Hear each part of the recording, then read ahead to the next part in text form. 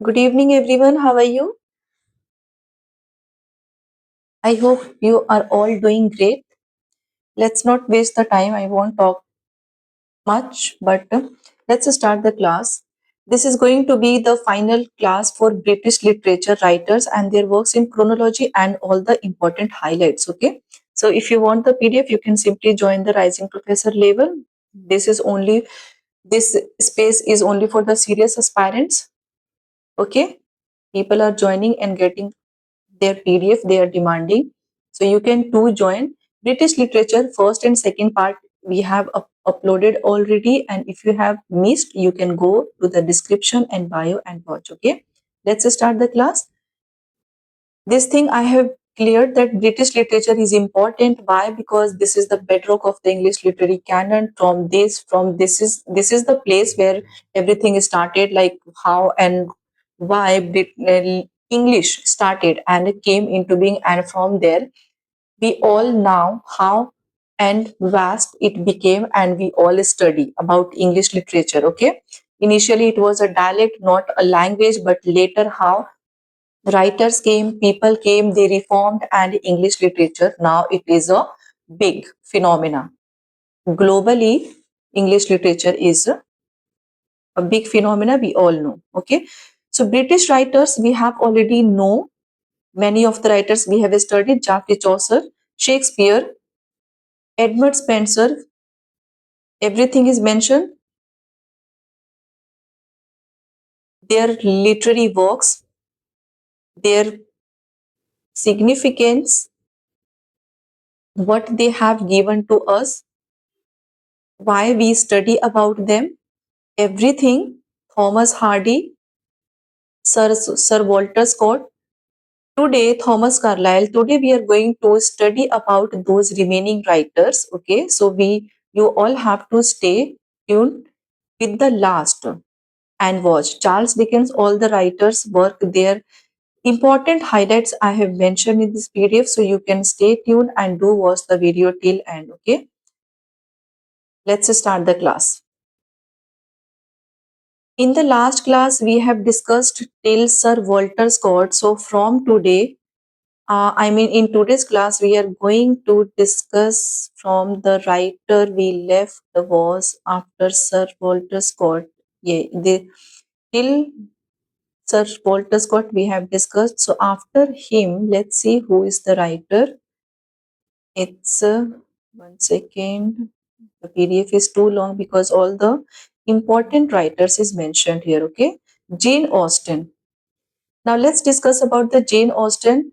Jane Austen is one of the in female writer. If we specifically talk about her, she is the most important writer that we study, and you cannot simply miss for any English literature exams. Okay, if you are preparing, you cannot simply miss. So we all know about Jane Austen. She was born in 1775, Hampshire, Steventon. Period, she belongs to majorly romantic age, but formally and aesthetically closer to the 18th century classicism. Okay, we studied her in romantic age because of her significant contribution to this particular age, but she also belonged to the 18th century classicism. She also was a figure of transition and Augustan neoclassical. Okay, you have to know that by which name she used to publish her work. It was by a lady. Publication style of Jane Austen was anonymously known as by a lady. You know, in the earlier age, the female writers were not getting a support by the male patriarchal society. So all of the writers used to publish their works by pseudonym. That means having some other name. So Jane Austen by a lady. Okay, she belongs to she was the daughter of a clergyman, belonged to the genteel middle class, which she explores with unparalleled insight.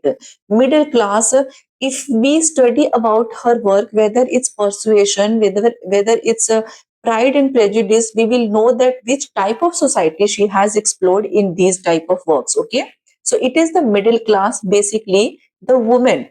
social growth, women empowerment, women's condition, struggle. Okay, so this was the important thing you must know. She was known for her domestic realism, irony, and insight into women's lives. Okay, major work you must know: Sense and Sensibility. Sense and Sensibility, publication date 1811. You please cross check. Reason versus emotion. In this work, you will find the theme that she has explored: marriage economics, sisterhood. Eleanor and Marine Dashwood, critic of sentimental novels. She was known as the critic of sentimental novels. Reason versus modern, marriage economics, economical, financial stability, financial status, financial condition, financial struggle of a woman. She majorly highlights in society faced by women. Okay. Similarly, next work we have Pride and Prejudice. Pride and Prejudice 1813. It is the misunderstanding class marriage that majorly this work explores. This is the Austen's most famous characters that you will find in this work: Elizabeth Bennet and Mr. Fitzwilliam Darcy. Okay, both Elizabeth Bennet and Darcy, the conversation, how everything goes between them, and all the novel start. You have to get along very well. Mansfield Park, we will discuss about this in detail. Mansfield Park, 1814, based on morality, principle, colonialism, Antigua. Remember Mansfield Park. Social hypocrisy, character here, Fanny Price as moral center. Remember, and modern post-colonial readings, this work highlights. Another important work you will find, Emma, 1815 by Jane Austen, that shows self-deception, social control, matchmaking, growth, rich interiority, which includes free indirect discourse that is perfected. This thing you will find in the work Emma in 1815. Okay. Then another important work, Northanger Abbey. Posthumously, it was published. That means after the death, 1818. It is a Gothic parody. Okay, Gothic parody that highlights the female imagination. Satire of Redcliffe and Gothic conventions you will find in this work. So these are the works by Jane Austen. Remember all the highlights. And the last work, which was also published posthumously, is Persuasion. Persuasion, 1818, the same year. It is based on regret, constancy, and it is the second chance. Novel class mobility, it highlights majorly. Okay, maturest work, it is Anne Elliot's psychological depth that this work majorly showed. And minor work by Jane Austen, you can not miss Lady Susan. It is an epistolary novella that based on seduction comedy and a moral heroine. Okay, the Watsons.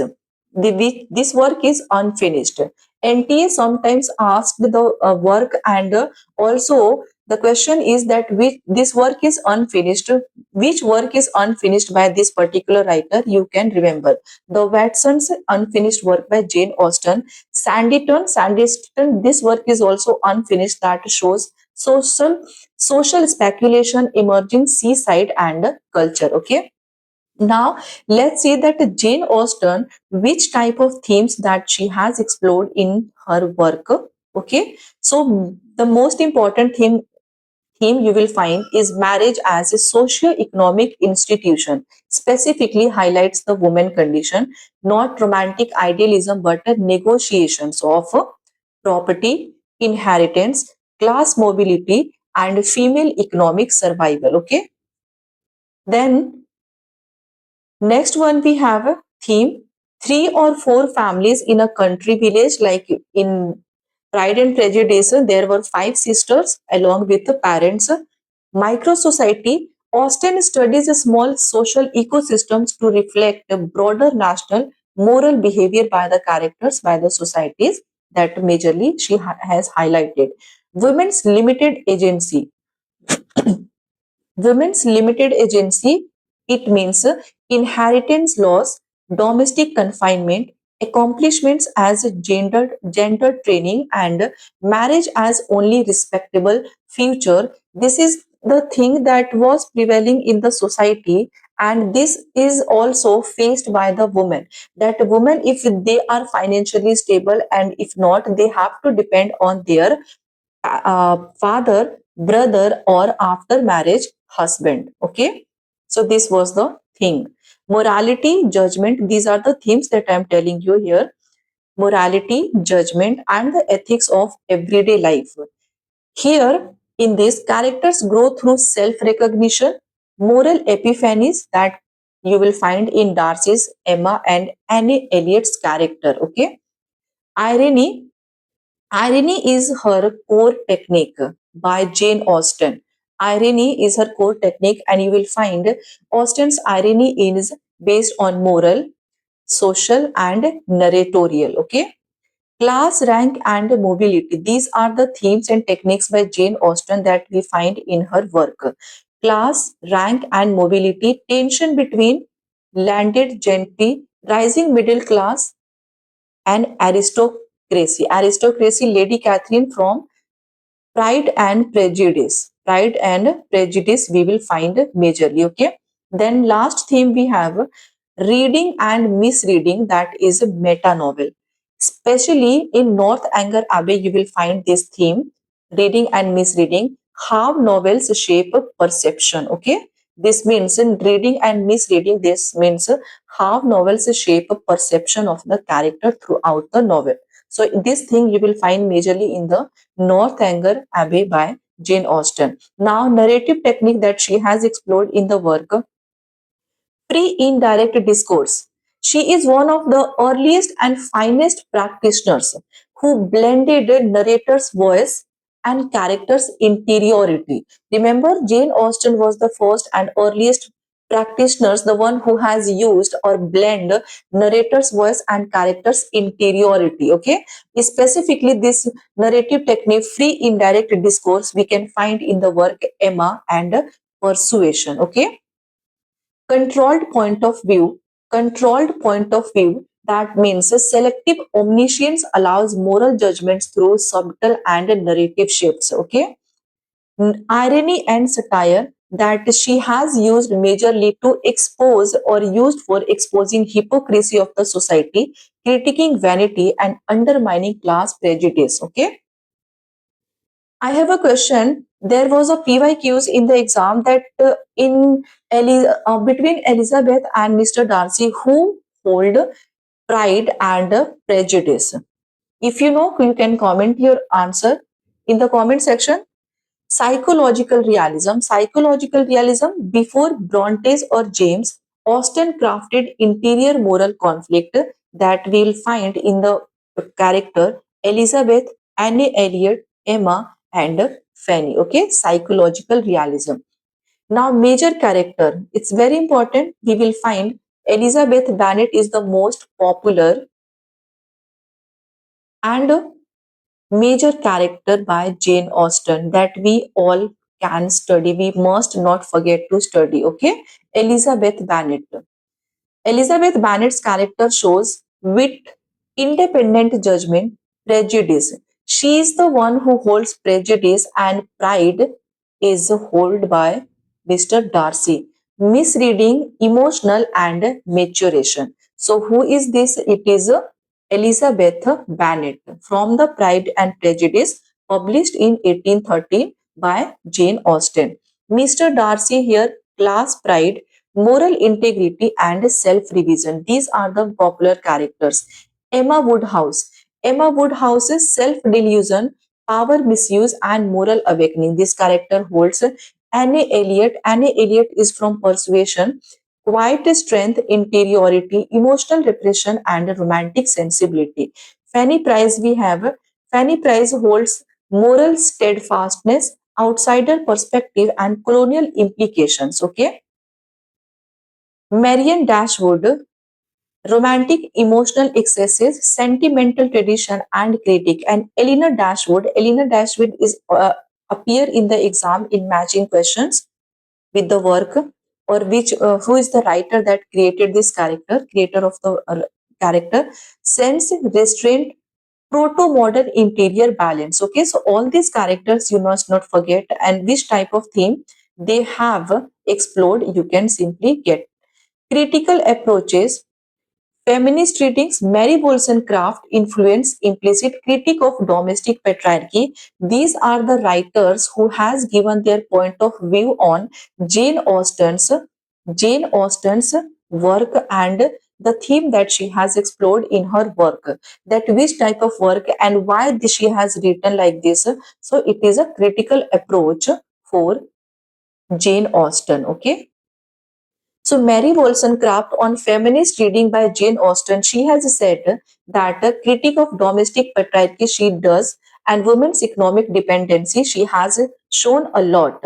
Marxist and economics criticism, if we will see that the marriage is like a market that people now here trying to get married to the girl who are, you can say, economically or financially not stable, poor. So it is like a parents tries to get all those girls in the good society or the people who are well established.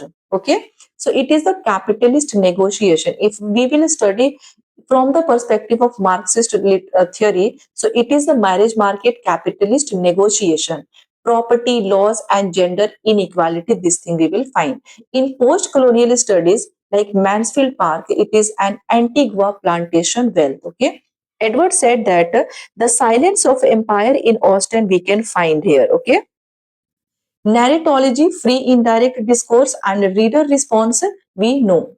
Misreading and reinterpretation. Okay, now what are the important highlights that she has given? She bridges classicism like novel of manners, romanticism, novel of sentiment and moral interiority, proto-Victorian, that means the psychological realism that is represented by the characters that we have just discussed. She invented or perfected the modern psychological realism. Jane Austen invented modern psychological realism, free indirect discourse, social moral microcosm narrative, and ironical critique of gender class norms of the society. Okay, she also shaped the English domestic novel that majorly we find in all of her work. The courtship marriage plot, 19th century realism that influencing George Eliot and Trollope. Okay, now here the exam pointers you must remember.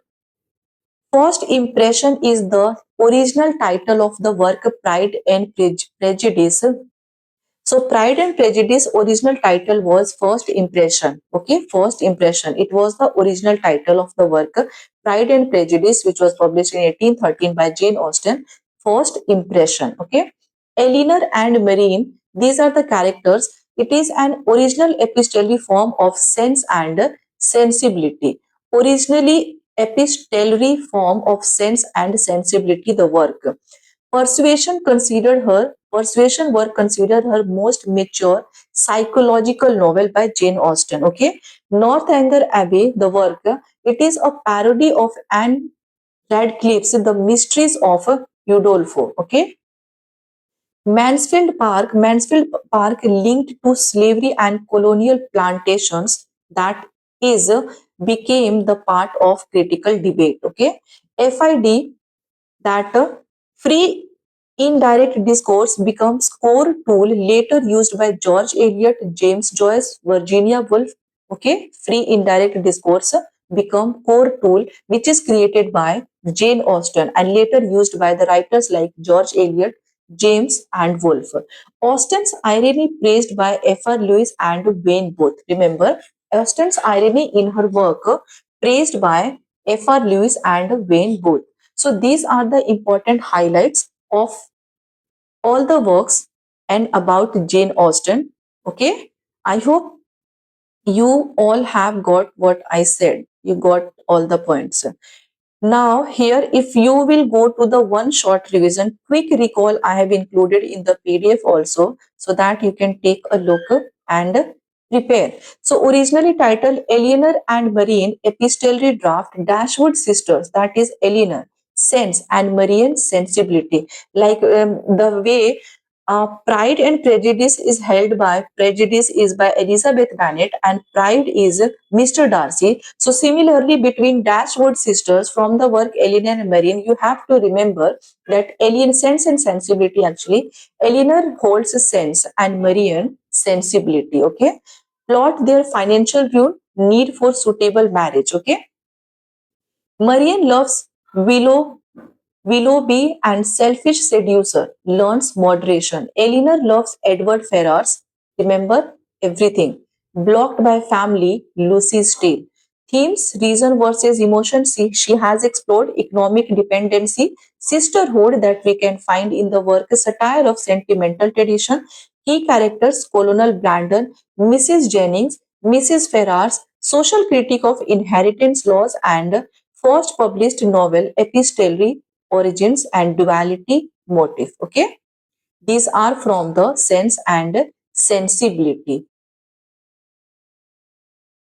Now from Pride and Prejudice, I told you that we will discuss.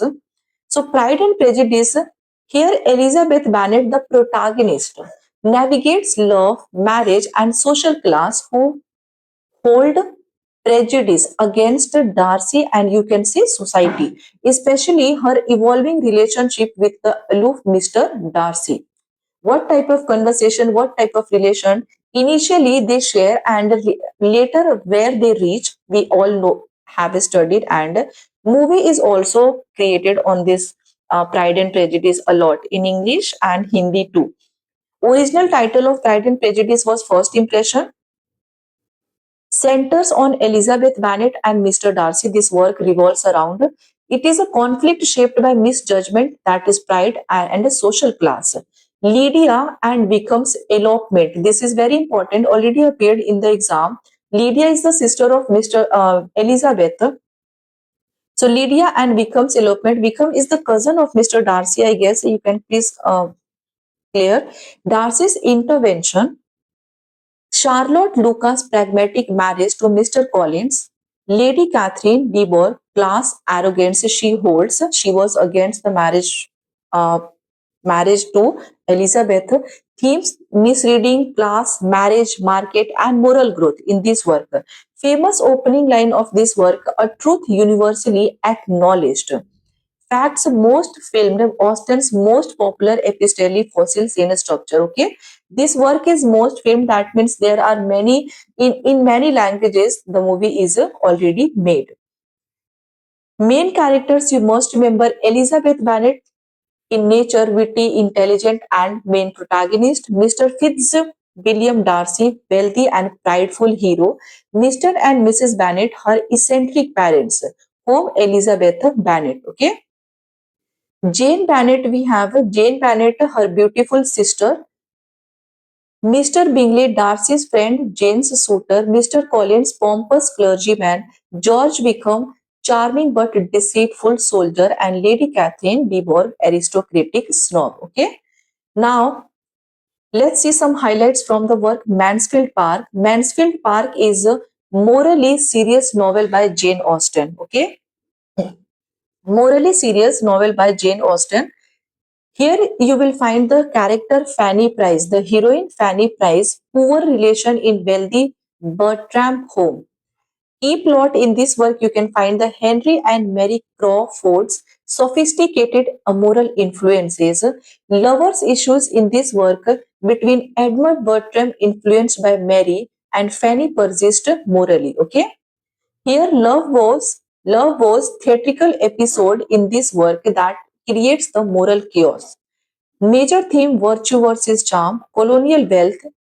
Edward said criticized this work by saying that critique of colonial silence in the text. So silence in the text is the work is Mansfield Park. Okay, that Edward said has quoted. Fanny Price Antigua theatrical controversy and irony is less sharp in the work Mansfield Park. Okay. Now let's see the important points about Emma, which is in 1815. So it is the Austen's masterpiece of a free indirect course, that is FID. Masterpiece of free indirect course, Emma Woodhouse, handsome, clever and rich, self-deceived matchmaker. He interferes Harriet Smith's marriage prospects. He was true moral guide, Mr. Knightley. Frank Churchill deceives Jane Fairfax and suffers silently. Themes you will find in this work that self knowledge, class power, misinterpretation, and moral awakening. In the very easy language, created the notes in the pointed highlights so you can easily get to the point. FID used to trap readers in Emma's flawed perceptions. Okay, I'm going to facts you can remember. I'm going to take a heroine, which is the Austen's preface idea. That is the example of FID, that is a free indirect course. Okay, Northanger Abbey, which was published posthumously, Austen's first written but last published major novel, which is the first written Northanger Abbey but last published, okay, after her death. It is the parody of Gothic fiction. Anne Radcliffe's Udolpho, it is based heroine Catherine Morland, who is a navy reader of Gothic romances. This work is mistaken Gothic imagination at General Tinley's Abbey. Love interest you will find here Henry Tinley, and who is witty and perceptive. Okay, themes reading versus misreading, novel theory, and satire of Gothic excess. So I hope you have got all the important points. Another important works highlight Persuasion, which is also published posthumously. So it is the Austen's most mature romantic psychological novel. Everything is mentioned in the PDF. Heroine was Anne Elliot, persuaded years earlier to reject Captain Wentworth. Okay, Captain Wentworth, another character. Their reunion was after 8 years. Famous letter scene in this work you will find letter scene in Persuasion. You pierce my soul. This is the important line. In this letter scene, we will find here. Themes in this work regret, hope, constancy, second chance, and changing class structures. Okay. Society's fragility, Sir Walter Elliot's vanity, and it is a naval professional class versus land-based aristocracy. Okay. Here, everything is mentioned Austen's core concept that specifically she has been through in all the work. So now let's see the important works and highlights about Virginia Woolf.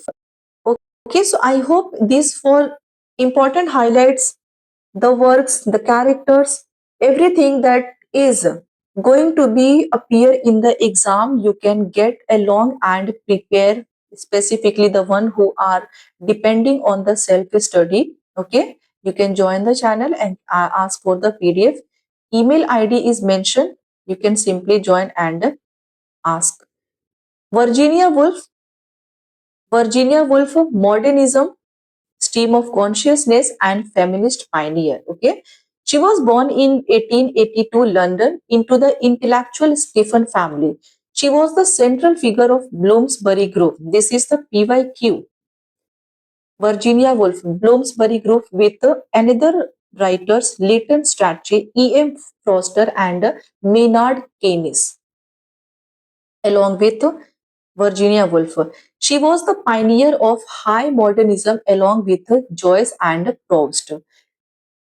She has married with Leonard Woolf. They founded Hogarth Press. Together with her husband Leonard Woolf, both they founded the Hogarth Press, which is published T.S. Eliot and Froude translations. Okay, she was died by suicide in 1941, River Ouse.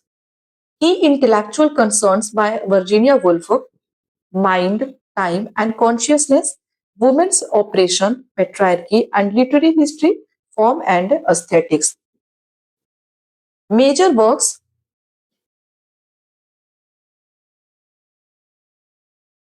The Voyage Out 1915, Night and Day 1919, Jacob's Room 1922, Mrs. Dalloway 1925, To the Lighthouse 1927, Orlando 1928, A Room of One's on 1929, which is an essay, The Waves 1931, The Years 1937, and Between the Acts 1941.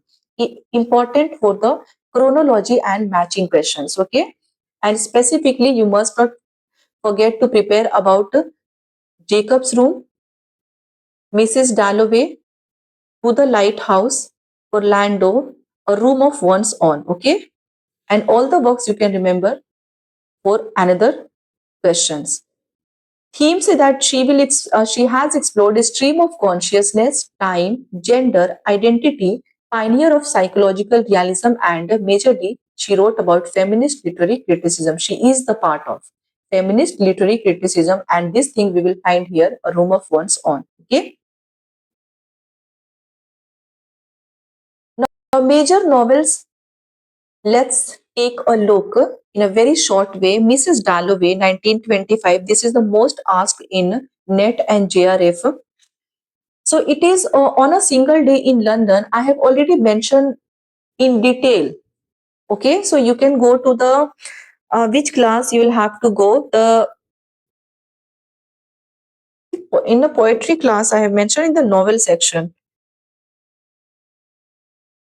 Let me tell you, the poetry class, which was the first and most important, I took so much time to prepare those. If any of you are new to the channel, you can please visit and explore the poetry section. You will find the playlist of poetry, detailed class, and everything is mentioned from the very beginning till the postmodern age. All the writers, themes, highlight, everything you will find. So here in the on a single day, this story took place. Clarissa Dalloway, the protagonist of the work, okay, prepares for a party while reflecting on her past. Parallelly, that is based on World War First, veteran Septimus Smith suffers from PTSD. Okay, the main character here you will find Clarissa Dalloway, which is a high society woman grappling with meaning. Septimus Warren Smith, war-tormented veteran. Peter Walsh, her old flame. Sally Seton, youthful friend, symbol of freedom. Richard Dalloway, her husband. Lucrezia Smith, Septimus' wife. And Sir William Bradshaw, who is a psychiatrist symbolizing oppression. Okay, these are the important characters. Now, this work, based on single-day narrative in post-World War London, Clarissa Dalloway prepares for a party.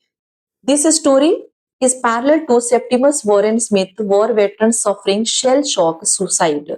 Themes you will find in this work: trauma, social hypocrisy, time, memory, mental illness, and sexuality.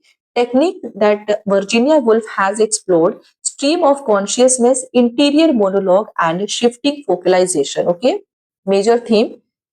This work is influenced by James Joyce Ulysses. Okay, James Joyce Ulysses, and the key motif in this work you will find Big Ben flowers. Big Ben flowers. The opening line of Mrs. Dalloway said she would buy the flowers herself.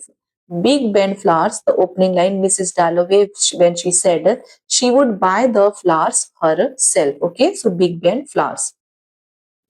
Now, another important work, To the Lighthouse.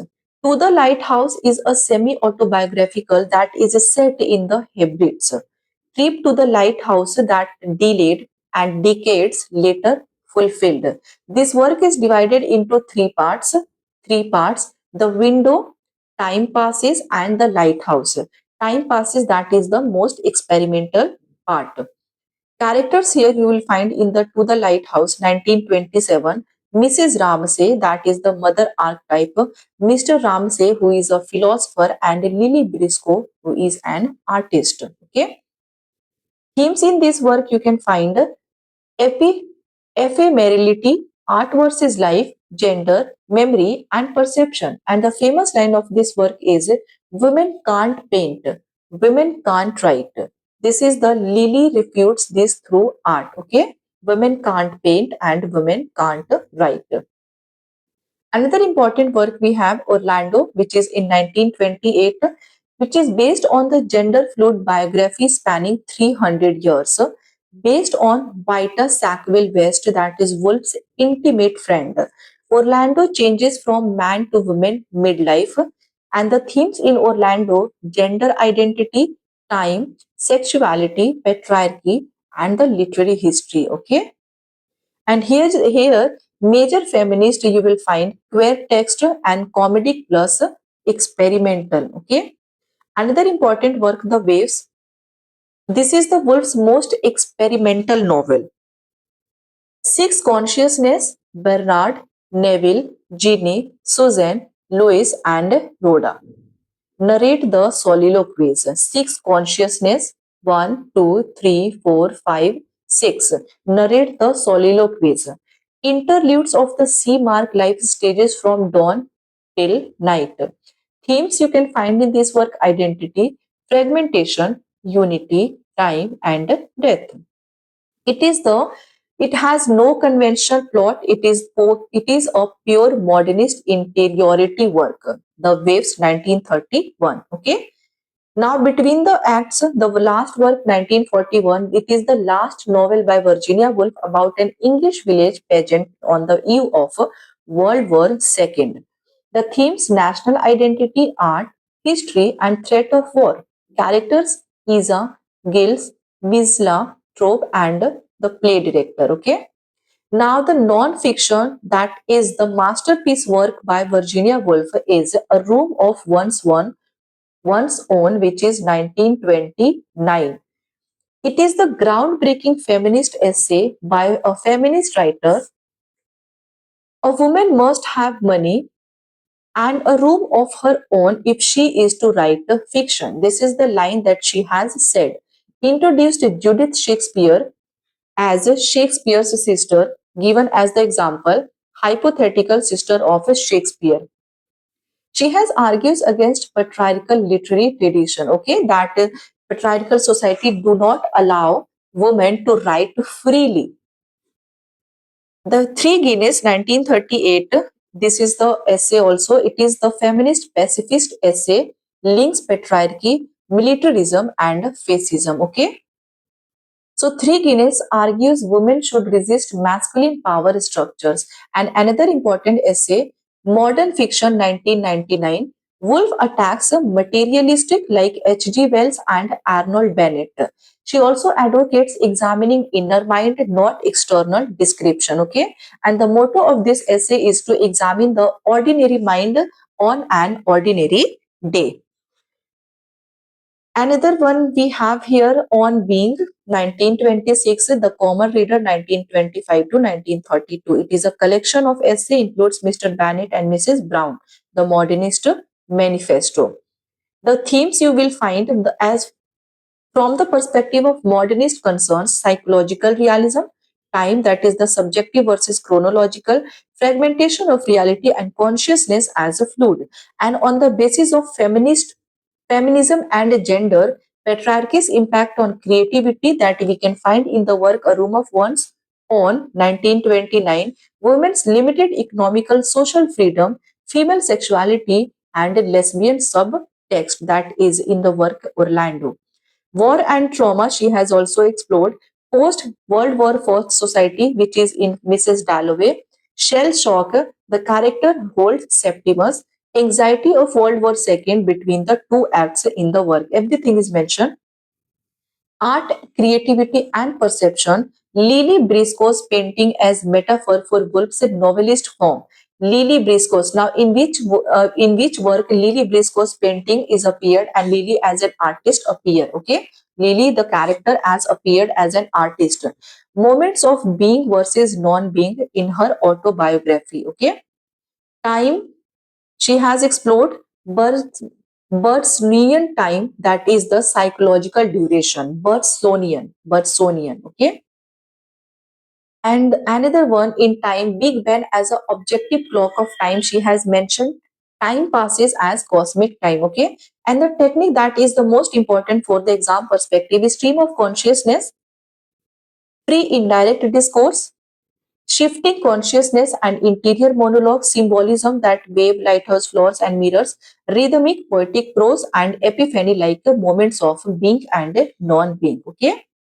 Now here I have mentioned the high yield facts for exam that you must know. The Hogarth Press, which was published T.S. Eliot's The Waste Land. In this Hogarth Press, which is established by Virginia Woolf and her husband, Woolf's memoir, Moments of Being. Posthumously, this work is in Night and Day 1919. It is an early realistic novel It is the least experimental.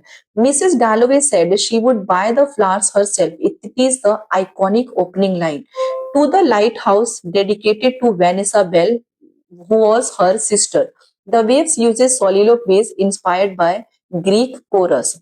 Orlando is written as love letter to Vita Sackville West. Okay.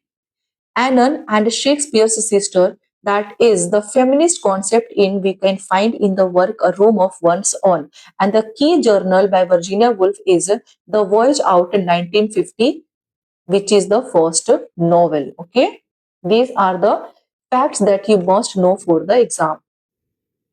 Now, this is the also important thing that critics and theorists on Virginia Woolf, what they have said. So, what they argued and why they matter.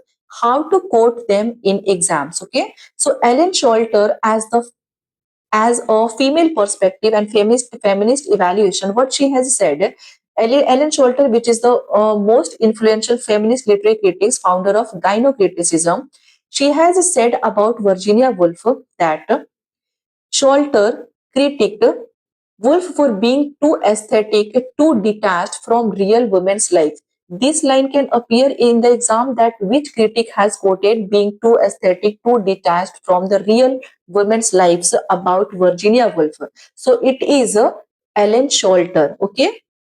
And for whom she has quoted, she has said it is Virginia Woolf and Ellen Sholter, okay? In her book, A Literature of Their Own 1977, Sholter argued that Woolf's feminism is symbolic and psychological but not materially political. Also, Woolf's androgyny from A Room of One's Own is elitist and avoids real world female struggles.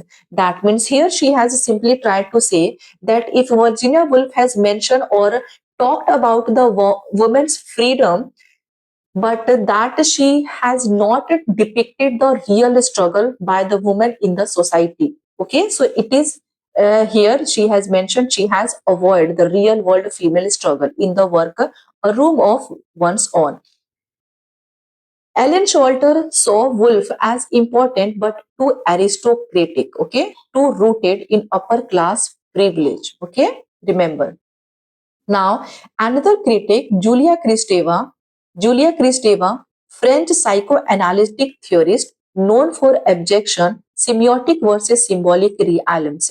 Remember what she said about Woolf, that Kristeva reads Woolf through psychoanalytic feminism. So it will also help you to quote or solve the questions based on literary criticism. Okay. So she has focused on Woolf's mental illness, mother-daughter relations, the semiotic, that is the pre-linguistic rhythms visible in the waves and to the lighthouse.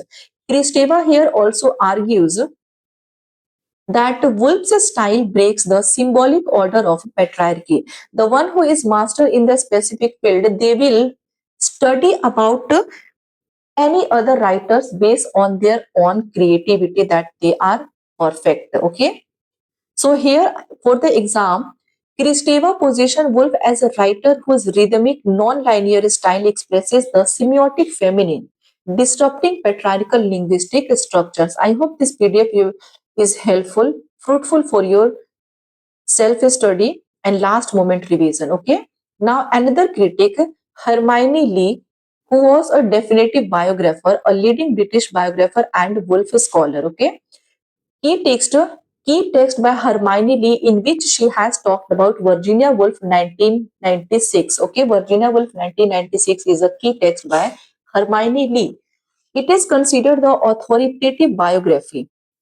And in this, what she has said, that Lee rejects the stereotype of Woolf as a merely fragile, irrational victim of madness, and she has also emphasizes Woolf as a disciplined craftswoman, not a mad genius. Okay, not a mad genius. So, who is it's Hermione Lee in the work Virginia Woolf 1996, which is the authoritative biography.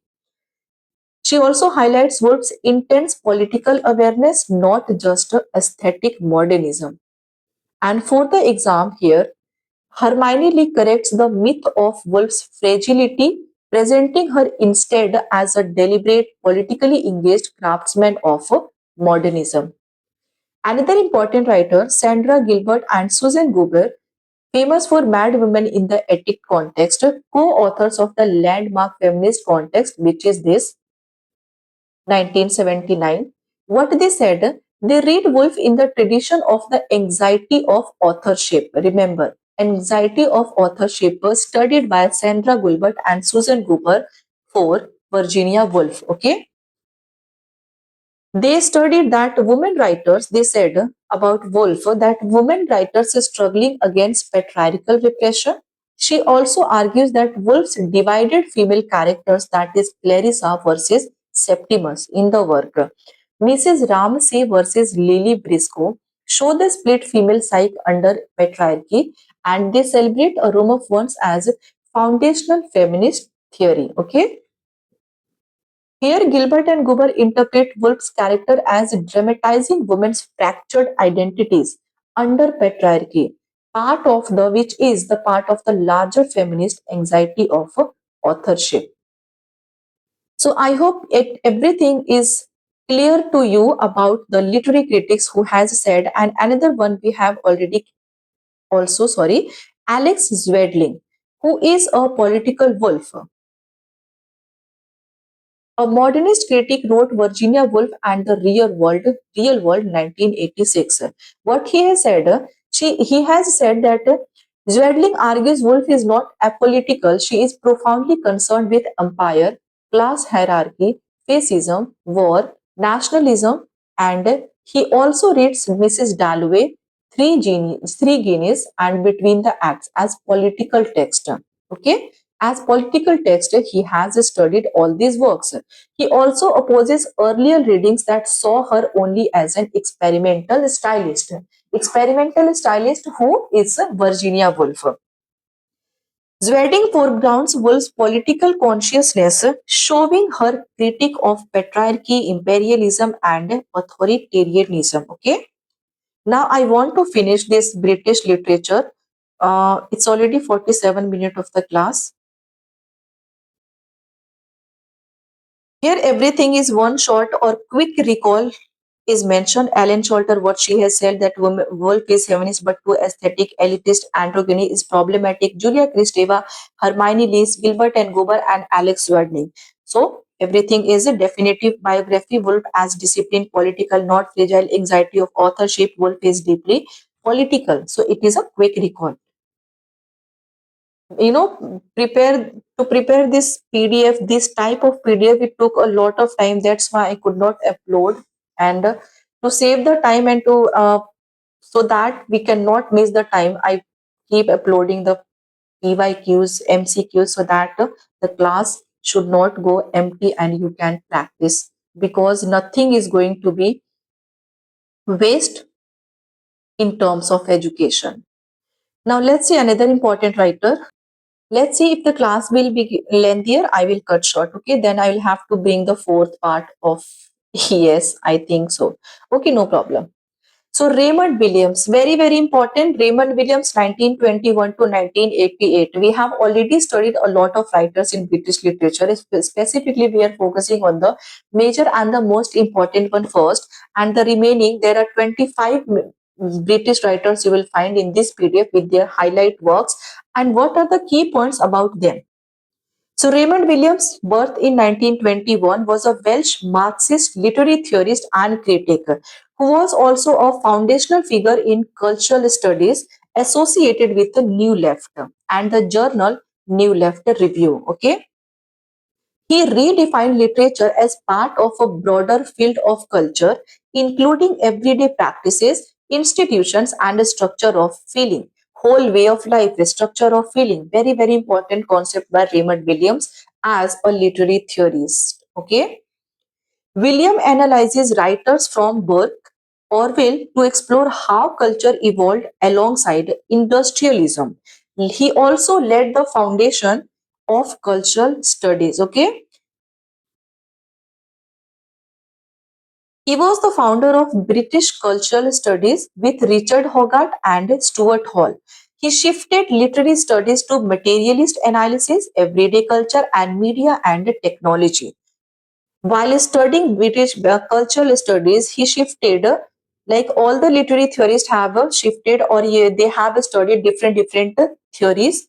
They have given the concept, but Raymond Williams shifted the literary studies to materialism, materialistic analysis, everyday culture, the whole way of life, structures of feeling mentioned. Okay. He provided tools like a structure of feeling, which is now used in cultural studies, sociology, media studies, queer theory, post colonial studies, and eco criticism. The main thinkers discussed by Raymond Williams, we have Edmund Burke, William Cobbett, John Stuart Mill, Matthew Arnold, and George Orwell. These are the main thinkers that Raymond Williams has talked or discussed about them. Okay. The major works must remember, which is important for the matchology questions that appears. We all know in the PYQs you can see PYQs questions you can explore and practice. The mock test is already so many videos already there. Culture and Society 1958. Please cross check the year. The Long Revolution 1961. Keywords 1976 and Marxism and Literature 1977. Culture and Society very important. Long Revolution keywords and SZ is also there by Raymond Williams, right? So culture and society. Now works highlight. Let's see. Culture and Society 1958. It is the foundational text in literary theories. Traces in this he traces the idea of culture from Burke, Coleridge, Arnold, Morris, and Orwell. These are the writers. Shows in this work the work shows culture developing in response to industrial capitalism. Okay, industrial capitalism. Next, the long revolution. The long revolution argues that society undergoes a long democratic revolution in culture, politics, and economy. He also introduces the structure of feeling in the work long revolution. Okay, the country and the city. The Country and the City 1973. This is text central to eco-criticism and urban studies. This work examines literary representations of pastoral nostalgia, industrialism, and class conflict. Okay. Then another important work, Marxism and Literature. I hope font is clear. Marxism and Literature 1977. It is a theoretical work, critiques traditional Marxism. He also introduces dominant, residual, emergent structure of feeling and hegemony by Gramsci in cultural terms. In prison notebooks, hegemony by Antonio Gramsci, we will find. Keywords. Keywords is the work of Vocabulary of Culture and Society 1976. In this, he studied culture lexicon, analyzing the evolution of terms like culture, society, class, and industry. Novels by Raymond Williams. Border Country 1960, Second Generation 1964, The Fight for Manhood 1979. He also reflects working class Welsh themes on this novel that he has explored. Now, the key theoretical concept that is very important.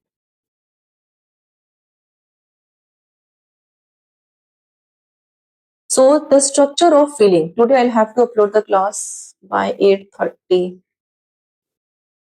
I'm not getting time to upload or record the classes. Extremely sorry, everybody.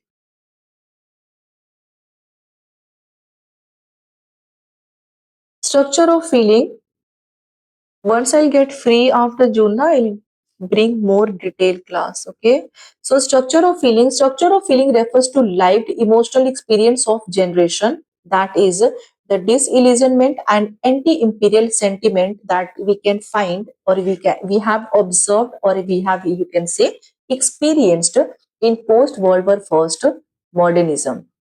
So structure of feeling, how you have lived or how you have experienced, what type of experience you have been through in the life.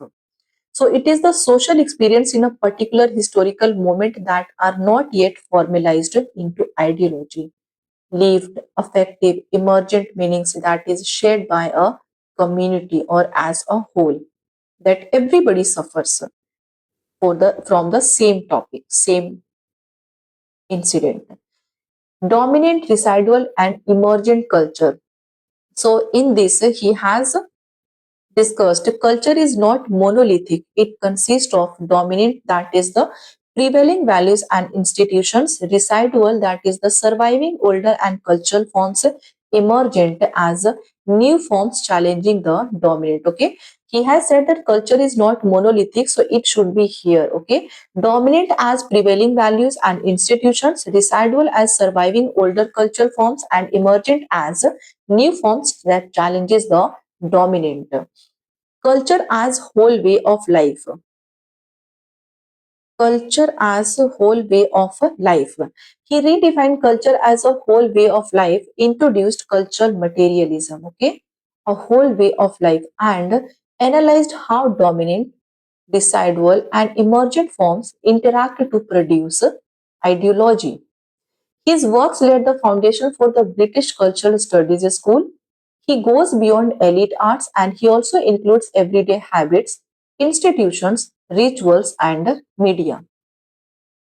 Hegemony and cultural materialism. It was influenced by Antonio Gramsci. So he studied culture is where ruling classes secure consent not by force but through ideology. Okay. Literature he showed as shaped by material conditions, not isolated genius. Communication and technology, he talked about media, that is TV, print, film, shaped social relations and produced forms of culture experience. That how we get influenced by watching TVs, reading printed forms like magazine, newspapers, and also film, movies.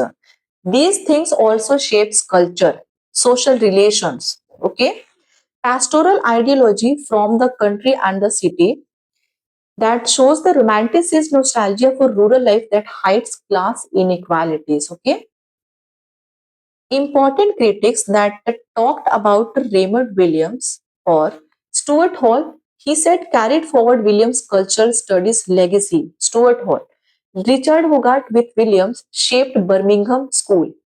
Terry Eagleton, influenced by Williams' Marxist literary analysis, Tony Pinkney, major critic of Williams' fiction, and Frederick Jameson, engages with Williams in Marxist theory. These are the important critics writers who have engaged with Raymond Williams. Okay, Raymond Williams' major focus on culture, ideology, media, and class consciousness. He also coined the term cultural materialism, connected literature with everyday social practices. Okay, so these are the important concept theories by Raymond Williams. You must not forget the important works, novels, everything mentioned here. Critics also. Now let's see the next writer. Since 1 hour, I'm just keep speaking consecutively. 1 hour it has been.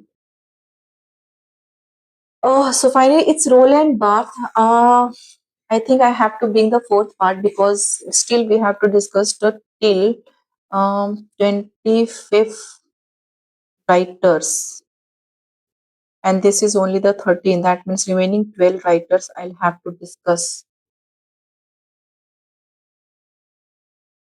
So let's talk about literary Roland Barthes. Then I will share the PDF or I will bring the fourth class. Okay, class fourth.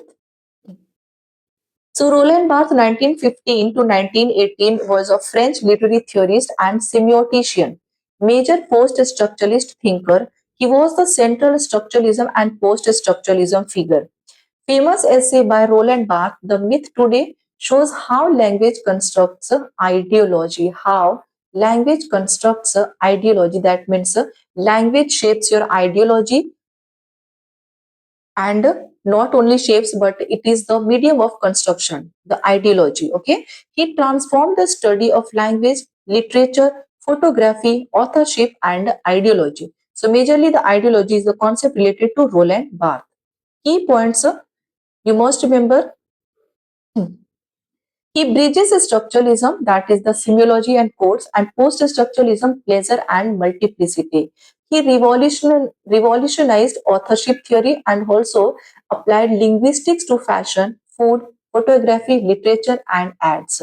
He prepared ground for Derrida, Kristeva, Foucault, and cultural studies, the upcoming writers. The characters subject analyzed.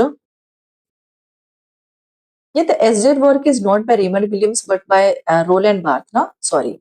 So, his character subject that he has analyzed is striptease, toys, wine, wrestling. That is very important. This is already appear in the exam. He introduced structuralist semiotics, broke down natural meaning into constructed ideology. Structuralist semiotics, that is how he broke down the natural meaning into constructed ideology. How he got influenced by our own ideology. What is actually ideology according to you? Major works by Roland Barthes, we have Writing Degree Zero 1953, Mythologies 1957, Essay 1970, and The Death of the Author 1967, which is an essay. Now, Writing Degree Zero 1953, it is an early structuralist text. Writing, that means a mode of signification, not personal expression. He advocates neutral writing beyond Borges' language. Borges and proletariat in from the Marxism literary theory is very important from the perspective of Karl Marx. It is a text that demands active participation and co-creation of meaning by the reader, indeterminate, plural, and open. Okay. Mythologies. In mythologies, he has talked about that myth is a second order science system that naturalizes ideology. He also said that it transforms history into common sense in mythologies 1957, and he talked about most frequently asked this actually mythologies and this question common sense and ideology, it is the most frequently questions in exam that you will find that analyzes everyday objects like soap, wrestling, fashion, cars as myths. And he also introduced second order semiological systems. Okay. Elements of semiologies 1964 applied Saussure to culture. Here Roland Barthes applied Saussure to culture and defines signifier, signified, sign, denotation and connotation. Okay. SZ, it shows, this work shows how narrative functions through five codes and demonstrates a post-structuralism plurality of a meaning. It is the landmark post-structuralist text. It is the close reading of Balzac's Saracen and introduces five codes of a narrative. Okay, five codes of a narrative. The pleasure of the text, 1973 by Roland Barthes. It is moves from structuralism to desire and play. It distinguishes pleasure, that is pleasure, versus bliss. Bliss is a joy sense. Another minor work you can say, Camera Lucida 1980, it is the theory of photography, and the core term in this work you will find is stadium and punctum. Stadium is cultural coded meaning and punctum is emotional wound, subjective shock. Differentiate between stadium and punctum I have included in case the beginners who are not aware about this, they can study. Studium is the cultural interest a viewer has in photograph. Okay, and punctum is a striking detail that wounds or breaks the viewer emotionally. How your emotional attachment you tricked actually tricked you emotionally. This is what the punctum is, and stadium is the your how you are culturally interest yourself as a viewer.